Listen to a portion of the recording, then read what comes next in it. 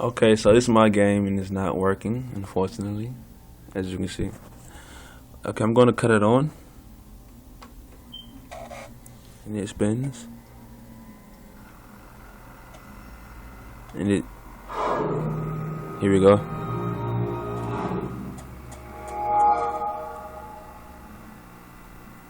As you see, it stays stuck on a 360 Xbox menu.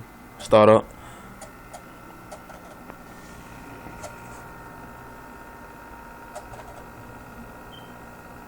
It'll read for a while, then the eyeball doesn't stays this way, and it don't go anywhere.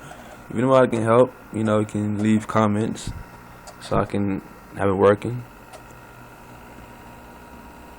I tried everything, cleaned the eyeball. It worked one time, then I redid it. Had hooked something in the USB cord, it didn't work, so yeah, that's about it. And yeah, it's still on a startup 360. So if anybody got comments, help me out, just comment. Thank you.